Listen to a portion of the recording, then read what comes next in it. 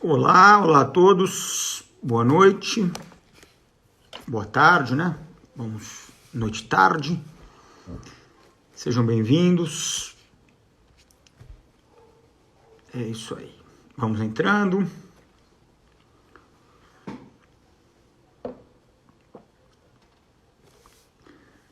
Vamos para mais uma live, né? Mais um estúdio com o autor. Então, só para adiantar aí o expediente, nós trabalhamos lá com a editora, com um canal de comunicação. Então, a respeito do que eu vou tratar hoje, vocês tiverem alguma dúvida, podem mandar lá para Juspodium, estude com o Daniel, @editorajuspodium.com.br, e aí a pergunta me é encaminhada e eu respondo, tá? Então, lembra sempre disso, né? Daniel, estude com o Daniel, @editorajuspodium.com.br, né? E, como a gente está fazendo tradicionalmente, ao final da live vai ser disponibilizado um cupom de desconto, vai até as 20 horas, hoje, o cupom de desconto para comprar o manual. Legal? E já vou adiantar, tá? Na semana que vem, a gente vai continuar com esse projeto, né? Vai continuar com o próximo capítulo do manual, mas o desconto excepcionalmente vai ser para o CPC comentado, que tinha bastante gente me mandando mensagem, pedindo também desconto para o CPC comentado. Então, a gente vai manter aqui a nossa análise do manual, mas excepcionalmente o desconto ele vai recair sobre o CPC comentado, também da minha autoria, né? Bom, hoje nós vamos conversar a respeito do capítulo 9 do manual. Na edição atual, o capítulo 9 ele começa na página 390, né? Para quem está com as edições antigas aí é só localizar o capítulo 9. E, substancialmente, nós vamos falar sobre negócio jurídico processual. É verdade que o título, ele além de negócio jurídico processual, ele também traz a calendarização procedimental, mas como a gente vai ver lá no final, essa calendarização procedimental, ela nada mais é do que uma espécie de negócio jurídico processual. Então, eu começo aqui, né, o nosso capítulo pelo tópico 9.1.1, apenas lembrando, né, para todos que existem negócios jurídicos unilaterais, que são aqueles, portanto, praticados unilateralmente pela parte, como o ato de renunciar ao direito recursal, desistir de um recurso, desistir na execução de uma medida executiva. São atos, portanto, que a parte unilateralmente pratica e imediatamente geram seus efeitos dentro do processo. Mas que o capítulo não se destinará a tratar desse tipo de negócio jurídico unilateral, né? O objeto principal do capítulo, pelo menos nesse primeiro momento, é o chamado negócio jurídico bilateral. Então aí nós vamos ter um acordo de vontade entre as partes que vai, né, ser categorizado como um negócio jurídico processual. Então essa primeira tópico é só para fazer essa introdução. Aí no tópico 9.1.2 eu vou falar sobre os negócios jurídicos processuais típicos, né? Lembrando para todo mundo que não nasceu no Código de 2015 o negócio jurídico processual, que nós já tínhamos negócios jurídicos processuais previstos expressamente na nossa legislação. E aí o exemplo mais escandaloso dessa espécie de negócio jurídico, e quando eu digo escandaloso, eu quero na verdade dizer o negócio jurídico mais frequente que nós temos, é a cláusula de eleição de foro, né? Então imagina que as partes, previamente ao processo, ao celebrarem um contrato, incluíam nesse contrato uma cláusula de eleição de foro, determinando dessa maneira qual seria a comarca ou a seção judiciária, a depender da justiça estadual ou federal, competente para futura e eventual demanda. Tínhamos o negócio jurídico da suspensão da audiência. As partes podiam fazer um acordo para suspender a audiência de instrução. Então aqui esse 9.1.2 é apenas para mostrar que nós já convivíamos com o negócio jurídico processual desde que ele estivesse previsto especificamente na lei, tá? De forma específica na lei. E aí no tópico 9.1.3, eu vou já trabalhar a chamada cláusula geral de negócios jurídicos processuais, para dizer o seguinte, olha, se o CPC de 2015 ele não criou os negócios jurídicos processuais, porque esses já existiam no Código de 73, o que ele criou, e aí sim é algo originário, foi uma cláusula geral de negócios jurídicos processuais. Então hoje, como é que funciona?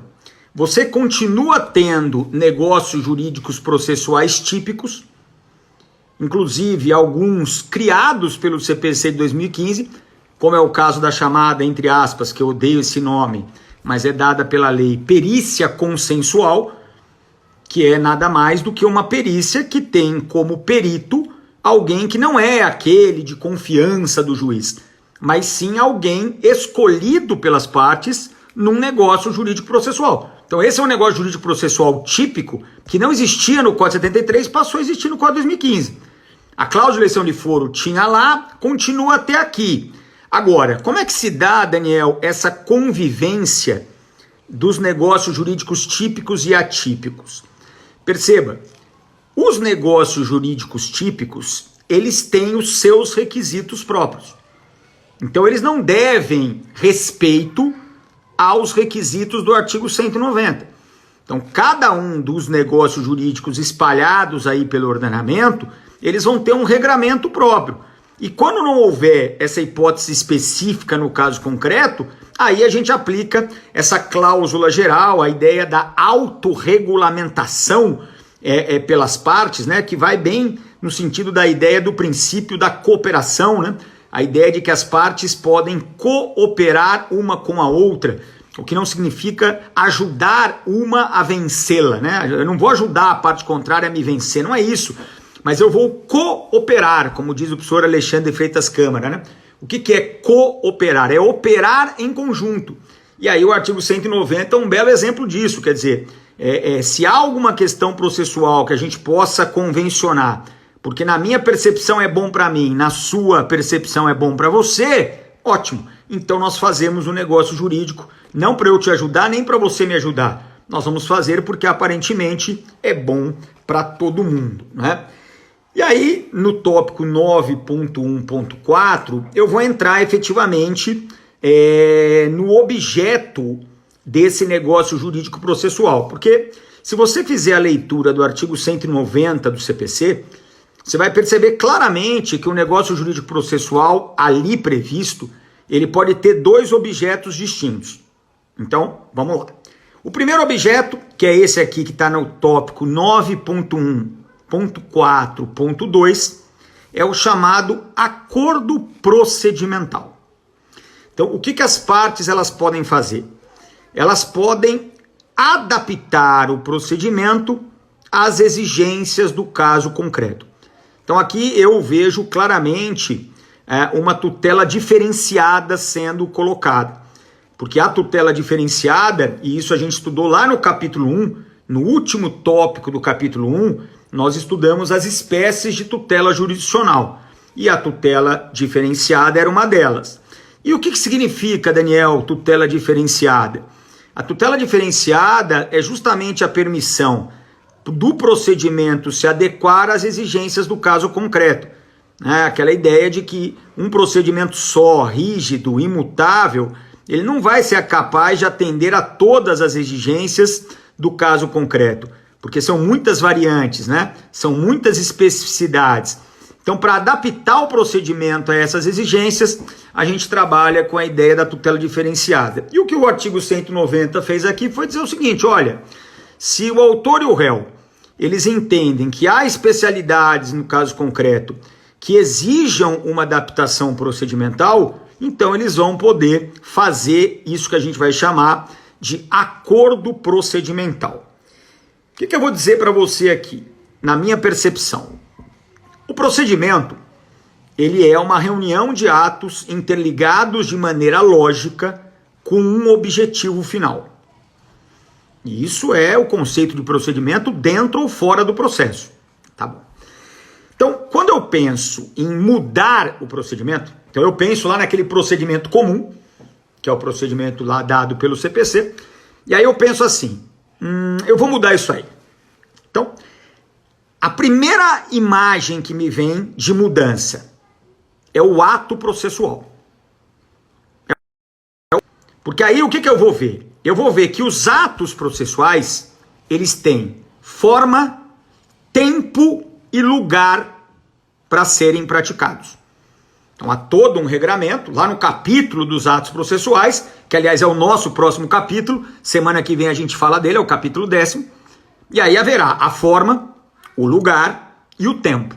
Então a primeira ideia que eu tenho é você, nesse acordo procedimental, mexer no ato. E quando eu digo mexer no ato, é mexer num desses 3 requisitos formais tratados pelo CPC. Então a gente pode mudar a forma do ato. Então a gente pode, por exemplo, transformar por acordo procedimental uma contestação que a lei prevê como escrita para uma contestação oral. A gente muda a forma. A gente pode mudar o lugar da realização do ato. Então há uma previsão de que as testemunhas serão ouvidas na sede do juízo. Nós fazemos um acordo que as testemunhas serão ouvidas cada qual no escritório do advogado que as arrolar. Ah, Daniel, mas aí o juiz não vai participar? Esquece do juiz por hora, né? Eu acho que o juiz nem precisaria participar, mas se o juiz tiver que participar, ele vai ter que fazer parte do acordo. Por isso que eu estou escanteando ele. E você pode mudar também o prazo, né? O prazo é o mais tradicional, que todo mundo diz, né? Ah, você tem 15 dias, vamos fazer um acordo para dobrar esse prazo. Então esse aí é o mais comum. Agora, o que mais eu imagino em termos de mudança procedimental além dessas? Eu vou mudar a ordem dos atos. Porque se eu inverter a ordem dos atos, eu estou mudando o procedimento. Então vai dar um exemplo. A prova pericial, ela não vem antes da prova oral, porque a prova oral não é produzida na audiência de instrução, que vem depois da perícia. Então, por que a gente não inverte isso? Nós podemos fazer um acordo nesse sentido. Havendo prova oral e pericial a ser produzida, vamos antes produzir a prova oral em audiência e depois a prova pericial. É uma possibilidade. Segunda possibilidade, nós podemos incluir atos que o procedimento não prevê. Então vou dar um exemplo também. Réplica. Você, como autor, só tem direito à réplica se o réu alegar na contestação defesa de mérito indireta ou defesa processual. Mas a gente fez um acordo procedimental que, independentemente do conteúdo da contestação, o autor teria direito à réplica. Pronto. Nesse caso, o autor alega só matéria de mérito direta na sua defesa, não haveria, portanto, o ato processual réplica pelo procedimento comum, mas pelo acordo de vontades, o ato vai ser praticado. Tá? O que mais eu posso fazer, Daniel? Eu posso, além de incluir, eu posso suprimir atos. Então a lei prevê que no encerramento da prova testemunhal será dada a palavra às partes para as alegações finais, podendo o juiz convertê-las em memoriais escritos. O que as partes podem fazer no acordo procedimental? Elas podem simplesmente dizer, olha, nós não queremos essas alegações finais, nem oralmente, nem pela forma dos memoriais escritos. Nós vamos suprimir este ato do procedimento comum. Me parece também que será possível assim. Tá? Então, quando penso no acordo procedimental, eu penso nisso. Inverter atos, suprimir atos, incluir atos ou mudar os atos, seja na sua forma, no seu tempo ou no lugar da sua prática. Ok? Esse é o primeiro objeto do negócio jurídico processual. O segundo objeto são as posições processuais ativas e passivas, ou seja, as partes aqui não vão mais negociar procedimento.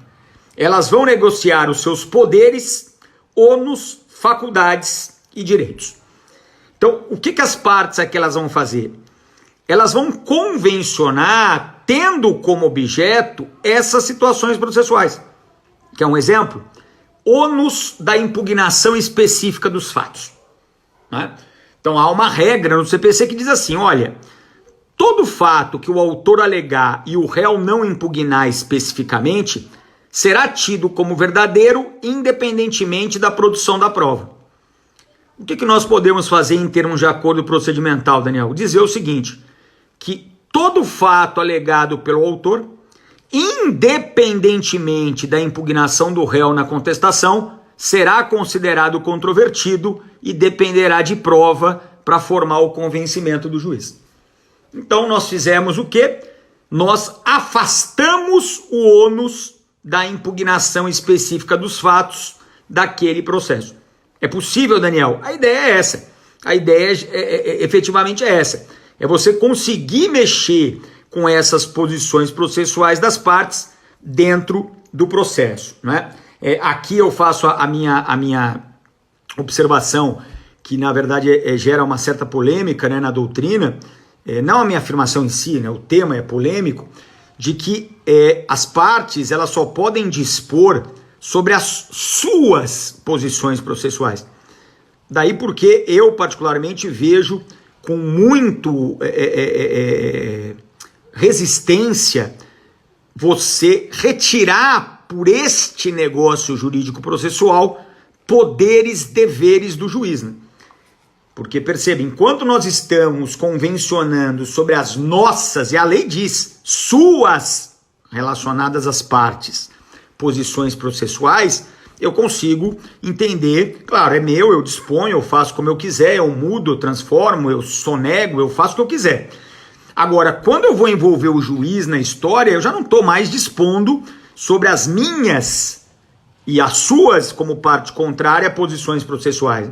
Por isso a minha resistência enorme, ainda não me convenceram do contrário, naquela polêmica brava que tem sobre o tema dos poderes instrutórios do juiz. As partes podem convencionar e nessa convenção proibir o juiz de produzir prova? Eu não vejo como, né? Na minha percepção, o que as partes podem fazer é proibir uma a outra de produzir a prova. Aí tudo bem. Então, se as partes fazem um negócio renunciando ao seu direito probatório, isso é uma coisa, porque o direito é delas e elas podem renunciar se quiserem. Agora, isso atingir o poder instrutório do juiz não me parece que seja algo adequado. No tópico 9.1.5, eu trato do momento, né, desta convenção. E aí é bem simples, são 3 parágrafos, é super curto, né, esse tópico, só para dizer que pode ser feito antes ou durante o processo, né? E se for feito antes, pode ter uma característica de cláusula compromissória ou de compromisso arbitral. Ou seja, você pode fazer um contrato e colocar uma cláusula de negócio jurídico processual, ou você pode, antes de ir para o judiciário, sentar com a parte contrária, fazer um negócio jurídico processual e aí usá-lo durante o processo, tá? Então, ou antes ou durante, qualquer momento você pode fazer um negócio jurídico processual. No tópico 9.1.6, eu vou tratar dos requisitos formais desse negócio jurídico, né? Eu começo com uma introdução, então segue o jogo, é basicamente para lembrar todo mundo que o negócio jurídico processual, antes de qualquer coisa, é uma espécie de negócio jurídico. E se ele é uma espécie de negócio jurídico, nós temos que começar a base da nossa análise lá no plano do direito material, mais precisamente no artigo 104 do Código Civil. Então, esse tópico, o 9.1.6.2, ele vai, na verdade, ter como objetivo fazer a análise do 104 na ótica do negócio jurídico processual, né? Então eu começo lá falando sobre a capacidade, porque as partes têm que ser capazes. Essa é uma exigência, inclusive, do próprio 190 caput. Então o próprio 190 caput exige a capacidade das partes. E olha, na minha percepção, e parece que da doutrina majoritária, a capacidade aqui é a capacidade material. Porque capacidade processual todo mundo tem, né? Basta ter um representante ou um presentante no processo. Se você está no processo, você tem que ter capacidade processual. Então aí seria para mim quase como uma norma morta, né? Porque aí todo mundo rigorosamente poderia celebrar o negócio jurídico processual. Então a percepção é de que aqui a gente esteja diante de uma exigência de capacidade material para a prática dos atos jurídicos em geral.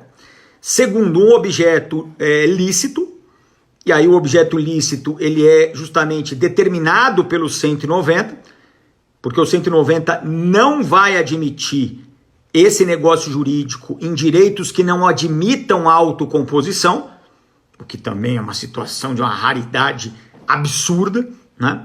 Mas se houver um direito que não admite autocomposição sendo discutido no processo, aí qualquer negócio jurídico com acordo procedimental, negociando as posições processuais, será considerado um negócio jurídico de objeto nulo, né? De objeto viciado.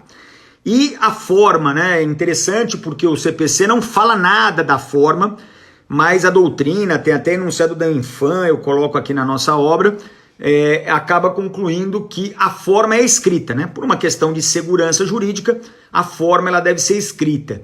Ah, Daniel, mas eu posso fazer o acordo em audiência. Sim, mas vai ser escrita a forma de qualquer jeito, porque o negócio, nesse caso, vai estar na ata de audiência. Então, perceba, não precisa ser necessariamente uma prova documental para testar um negócio jurídico, pode ser uma prova documentada, como é o caso da ata, de audiência, mas sempre essa forma escrita, né?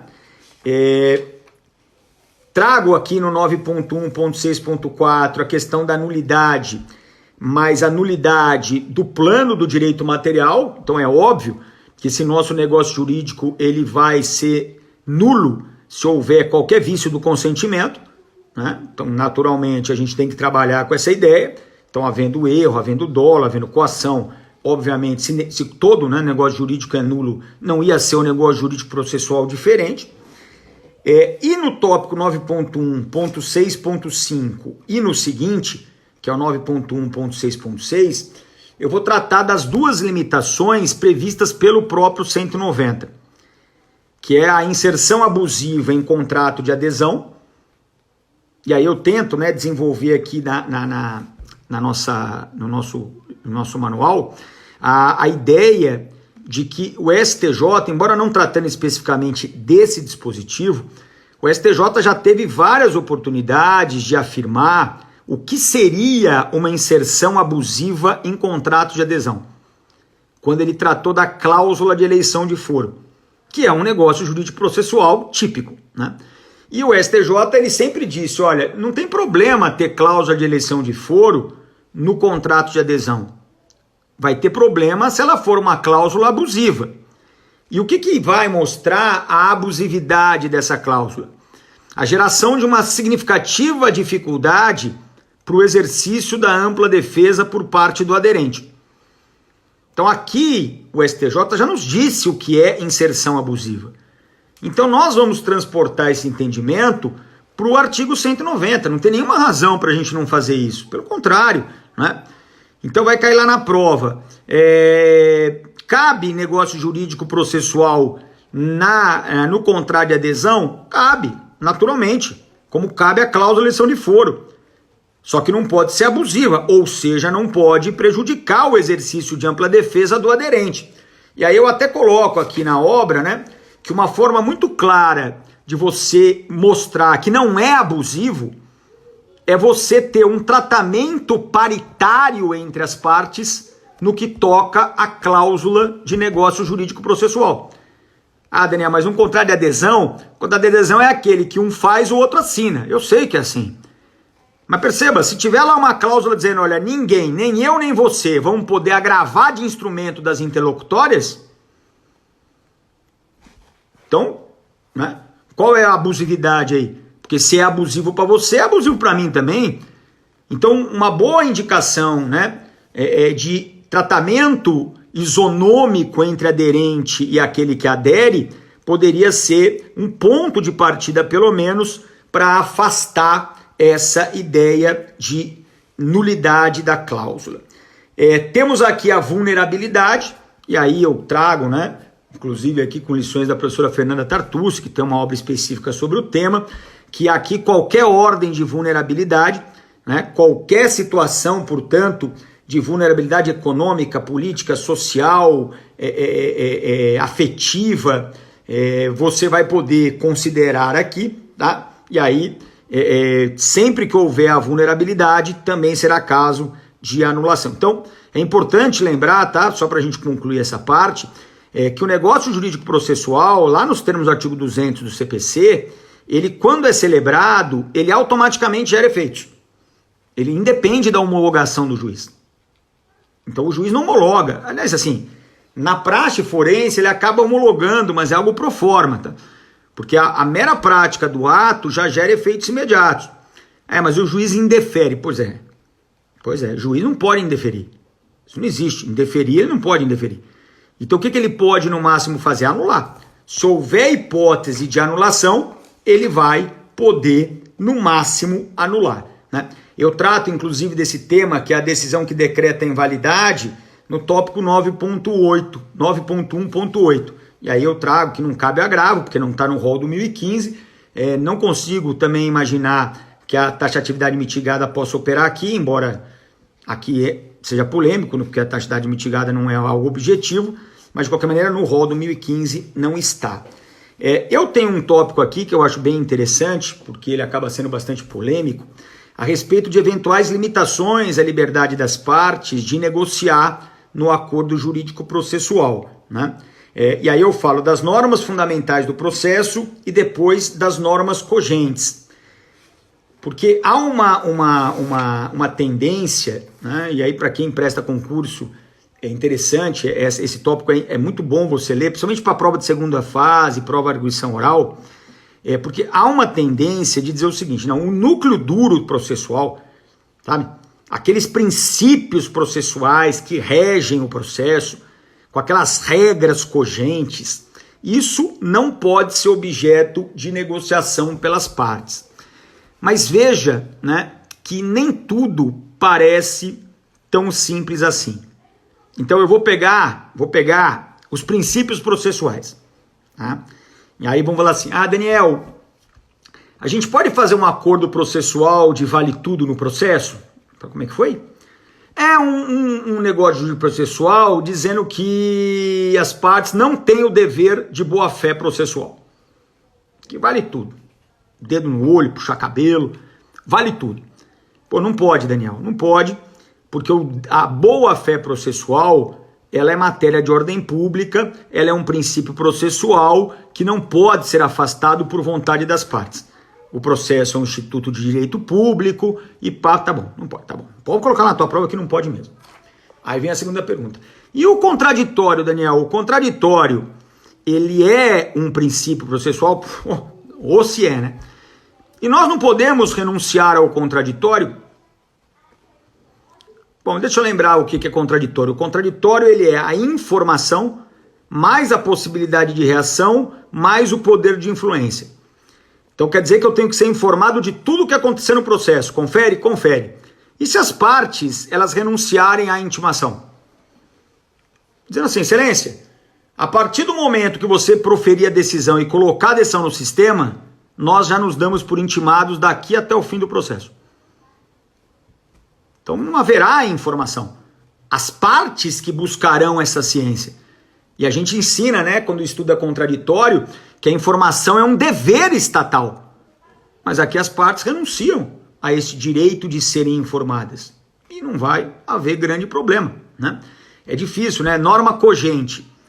Daniel, norma cogente é condições da ação. Condições da ação é norma cogente. Você não pode negociar uma condição da ação.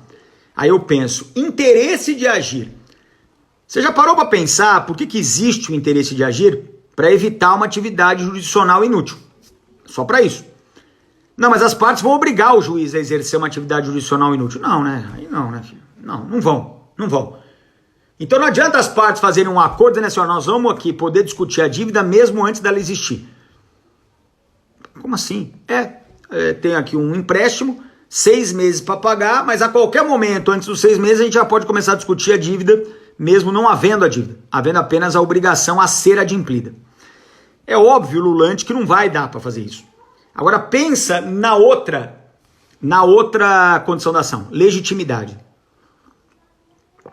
E aí eu coloco aqui. Será que as partes não podem fazer um acordo para uma legitimidade extraordinária? Imagina assim, você quer litigar, eu e você aqui, vamos entrar com a ação, nós aqui. Só que eu não quero ser parte nessa ação. O direito é meu, mas eu não quero ser parte. Tá louco, coisa de chatice ser parte em processo.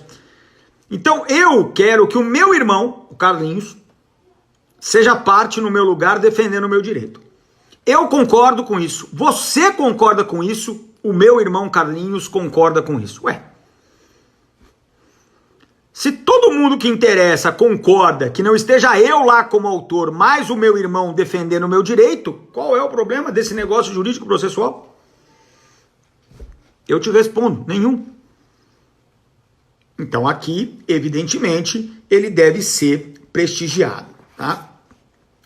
Eu trago aqui uma casuística para vocês no 9.1.9, com alguns enunciados da Infam, enunciados do FPPC, que basicamente vão te dar exemplos, tá? Só para você ter uma ideia do que pode, do que não pode, assim, com certeza, porque tem uma zona cinzenta, naturalmente, mas daquilo que pode e daquilo que absolutamente não pode ser objeto de negócio jurídico processual. E aí, na segunda parte do capítulo, né, no finalzinho ali, da 2 páginas e meia, eu vou falar da calendarização procedimental, que é o artigo seguinte, é o artigo 191 do CPC. E essa calendarização é muito simples, Ela serve para dispensar intimações. Só que aqui, diferente do artigo 190, é algo que afeta de maneira óbvia e significativa o trabalho jurisdicional. E por quê? Porque para evitar intimações, os atos processuais têm que ser pré-agendados, inclusive os atos do juiz. Porque nós vamos fazer um acordo dizendo assim, ó, então, tô aqui o réu, nós estamos aqui na audiência de conciliação, não saiu a conciliação, tá? Então o que nós vamos fazer? Daqui vai ser 15 dias. Então daqui a 15 dias é dia 10. Então beleza. Dia 10 é o dia da contestação. Dia 20 é o dia da réplica. Dia 30 é o dia do despacho de saneamento. Se houver prova oral, dia 10 é o arrolamento.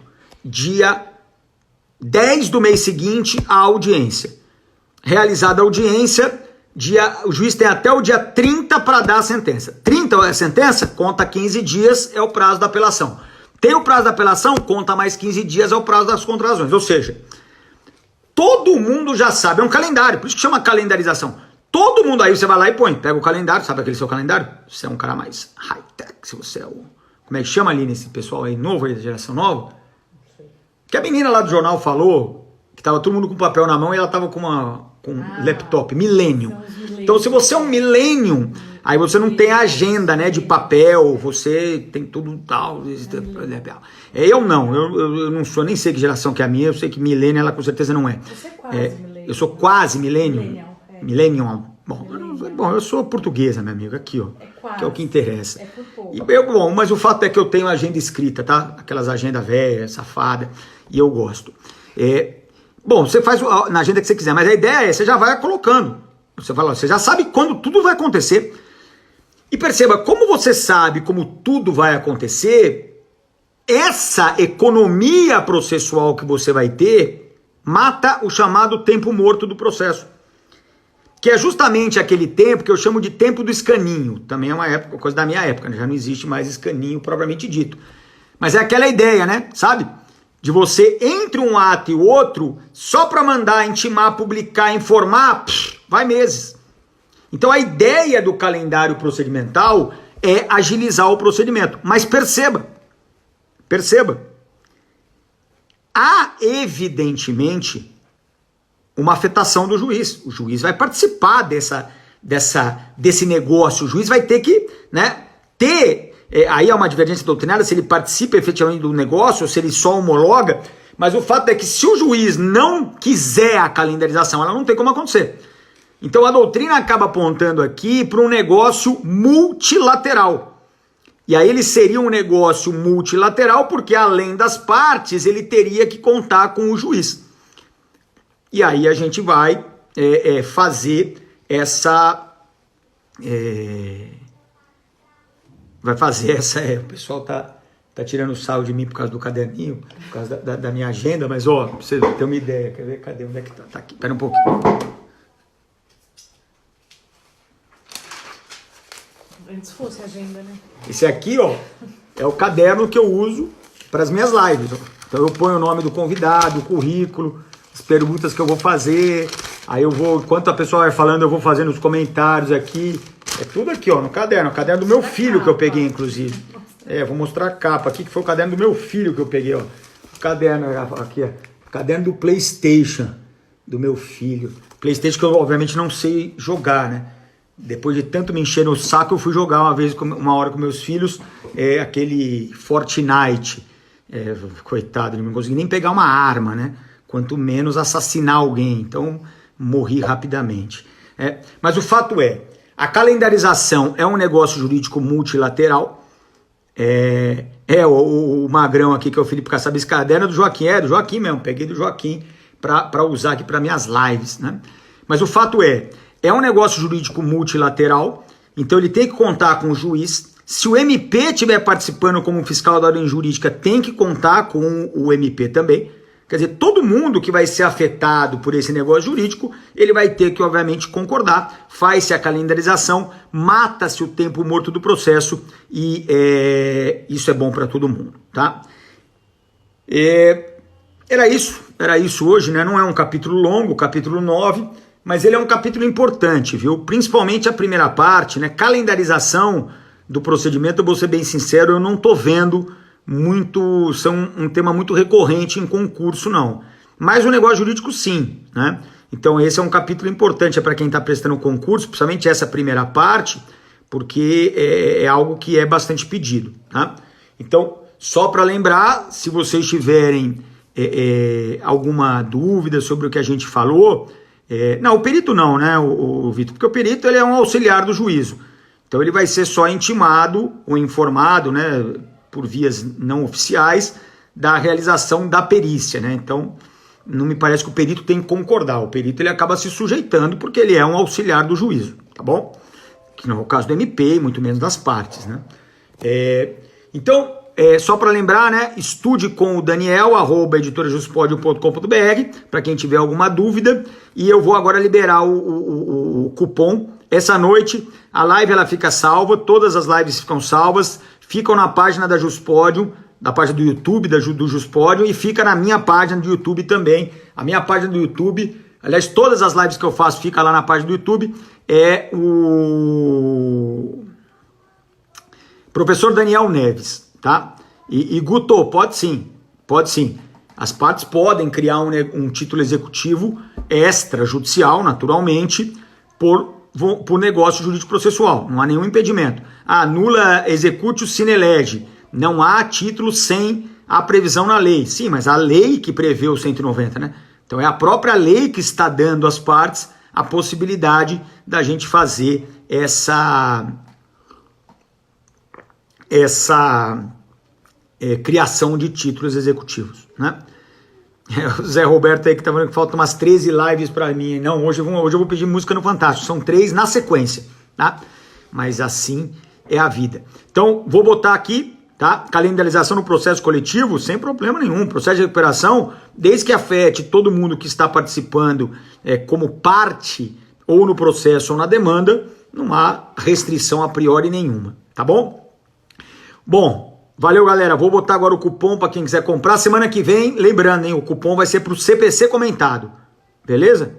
Valeu, gente. Abraço.